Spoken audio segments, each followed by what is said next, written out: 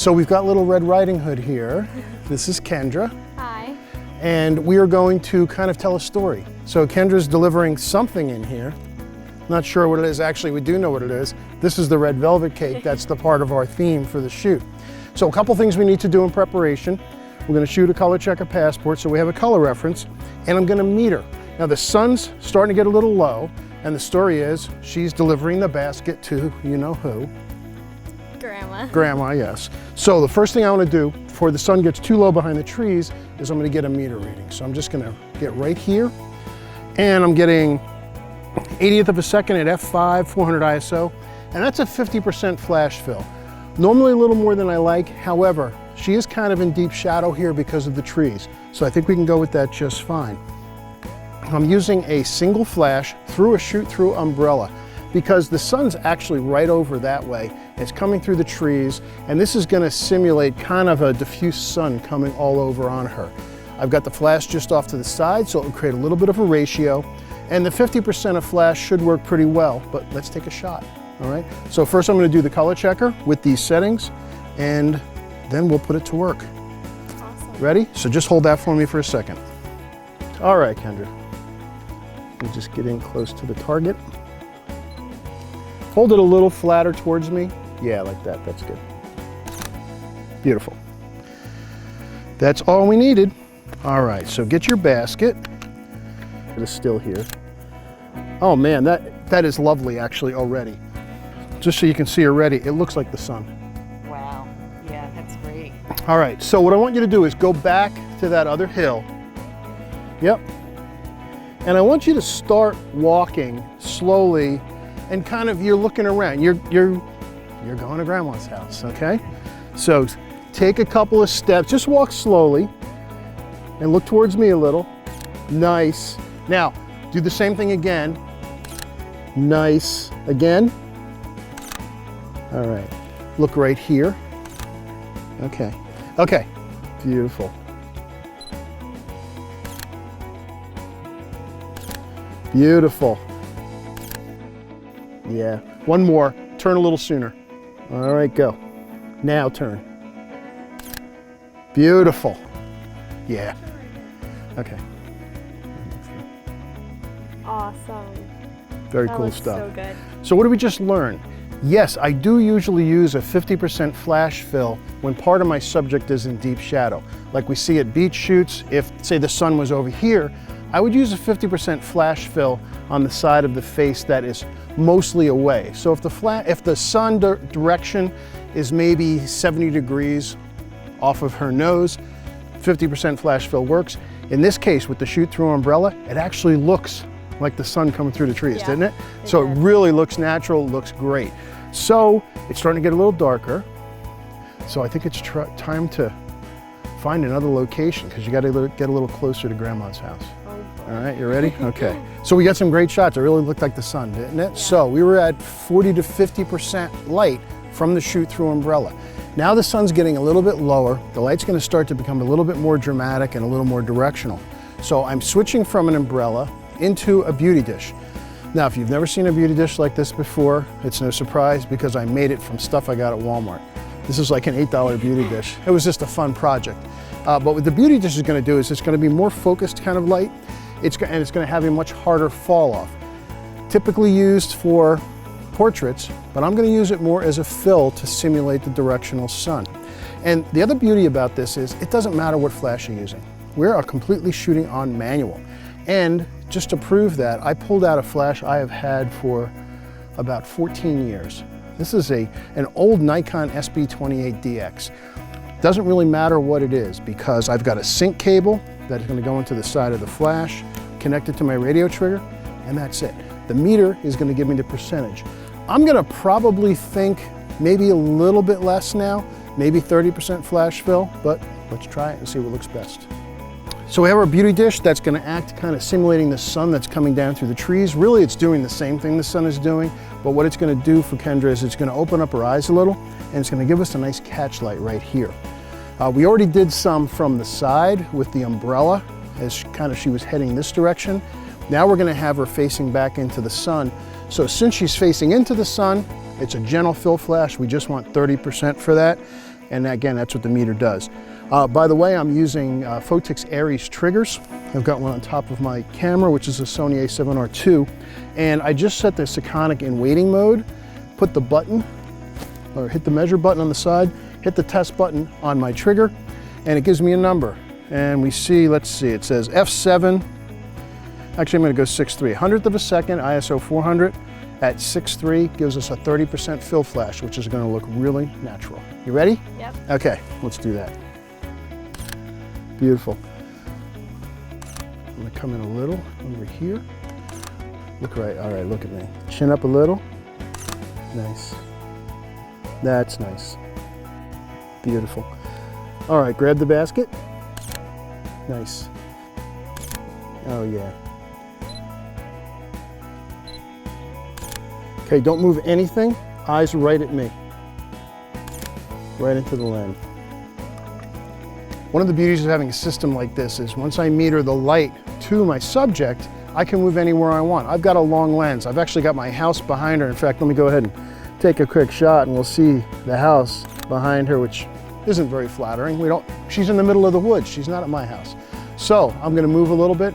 But the beauty is, since the distance of the light to her is never changing, I can go anywhere I want. I don't have to remeter because all the light that's hitting her is coming from that flash. And that's lovely. That's really nice. All right, Kendra, look up a bit. Tilt your head up a little. Yeah, right there, good. Nice. Gentle smile. Now you're starting to get maybe a little concerned. Kind of look off to one side a little bit, yeah. Let me come in a little closer. Bring the basket lower and hold it in both hands. Yeah, that's good. Now bring your hand, one hand up kind of like this. Don't actually touch, yeah, but bring it over on this side a little more. Yeah, right there. Beautiful. She's gonna be a movie star. So what's going on is the sun's getting very low. As the sun continues to get lower and lower, we're gonna need more flash. But since we need to simulate maybe a little bit of light coming through the trees, or soon the moon, which is gonna be rising, we need to keep that light much more focused. So I'm gonna continue to use the beauty dish at first, but I'm gonna bring it very close to her and bring down the power. Then we're gonna work into going to a snoot. We're gonna have a light very directional, so it's illuminating her face, and we're gonna simulate the moonlight with that.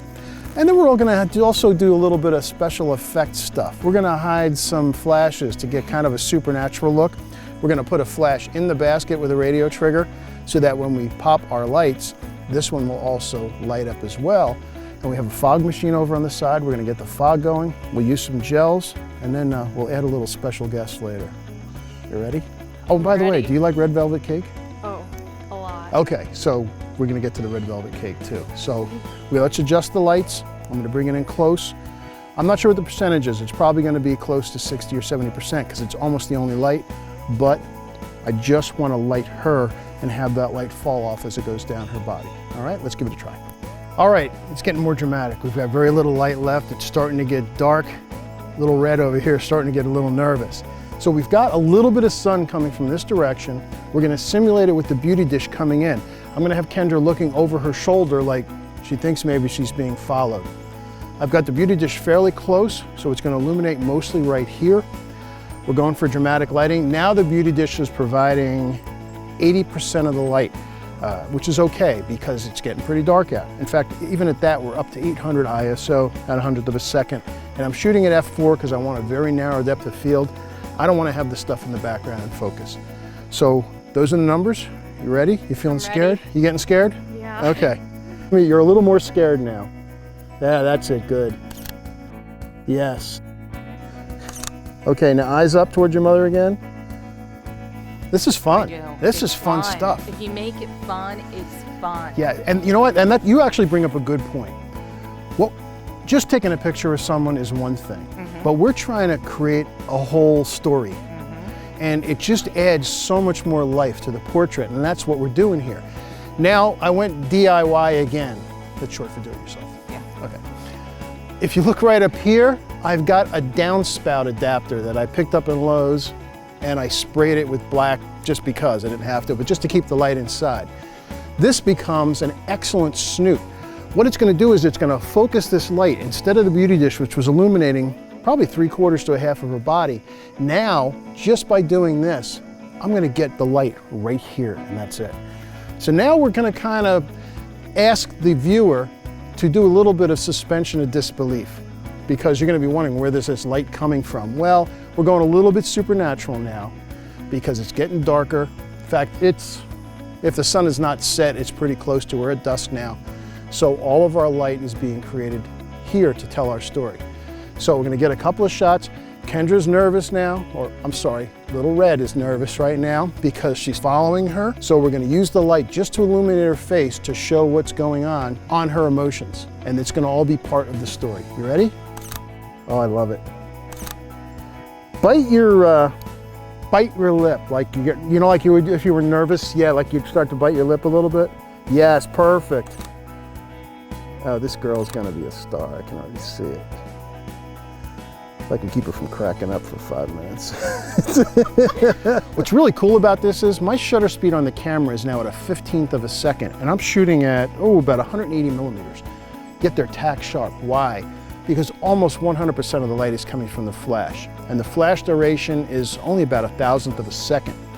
If I want to open up the background a little bit more, I can slow down even more. So what I'm going to do, I'm going to see how far I can go. I'm at a 15th.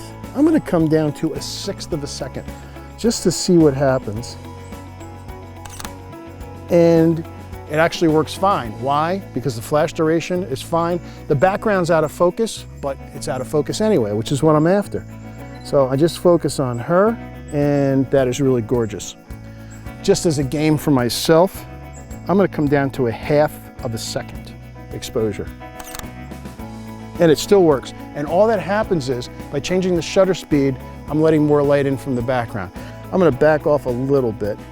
Let's go from a 1/2 to, we'll go to a 1/4 of a second. We'll cut it in half and see what happens there. Still works. That's really nice too. Kendra, look right at the lens. Look right at me. Chin down, and drop your shoulder that's closer to me. Lean this way a little bit. Now turn back to your mom. Beautiful, right there. Love it. Nice. All right, you ready, Red? I'm ready. Yeah, it's getting a little more ominous. It's getting a little darker out. We're throwing a little bit of supernatural in right now because we don't know where the lights are coming from. There's just glowing things off in the distance. Yeah. We're using our little homemade Snoot again. That's going to send the light to Kendra's face.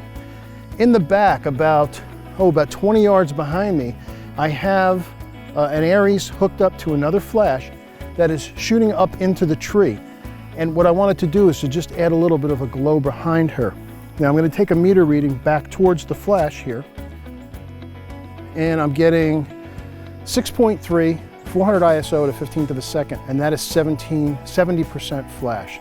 So that's pretty good. Let's give that a try. 1/15 of a second. It's actually a little lighter out here yet than I thought it was going to be, but that's good because it's going to open the background. Also, I'm going to shoot down a little bit lower. I'm going to get a little different feeling.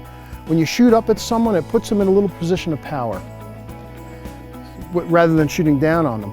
So now your attitude's starting to change. Now she knows she's being followed by something or someone, and rather than being afraid, she's starting to prepare. Okay? All right, let's do it. Oh, that's pretty cool.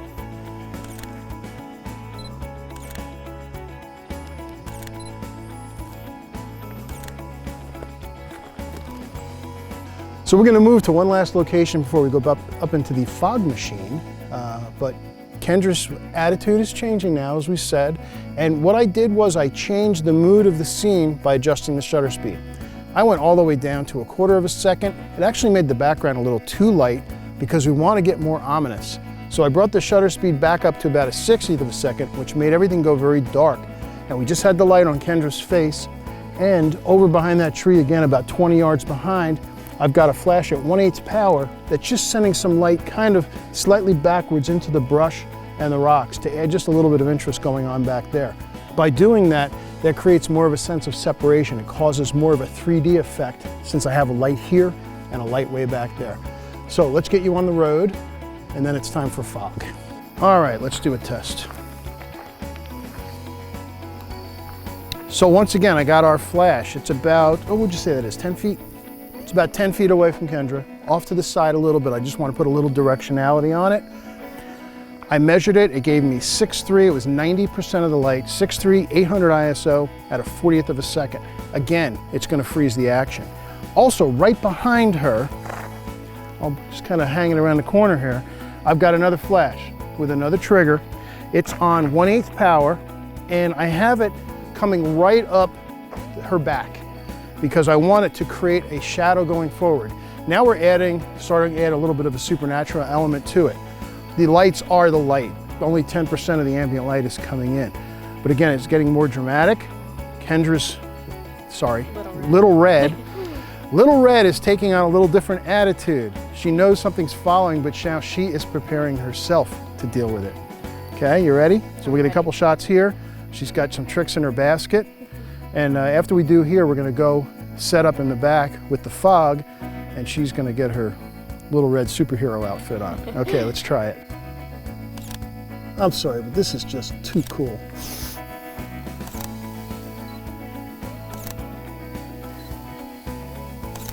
Nice. Chin down a little. Rotate your body this way a smidge.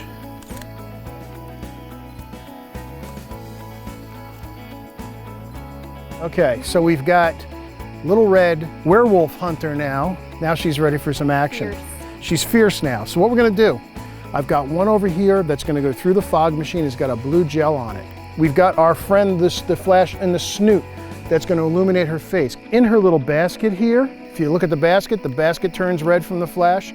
And the only reading in this case I really need to take is the light in the Snoot that's gonna be hitting her face. All these lights in the back, in general, you can put them on about 1/8 power and you're good to go because they're not directly illuminating her face. So let's measure the Snoot and let's start shooting and finish this thing and get to our cake. You ready for cake? My favorite. All right, let's go.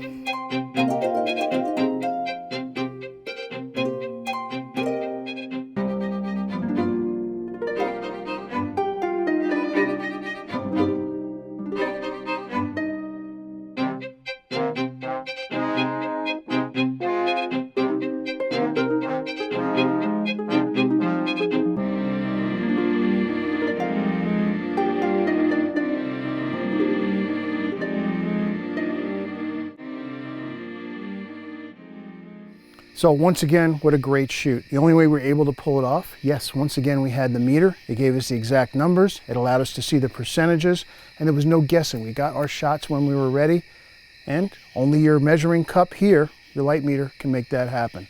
So let's head back to the studio.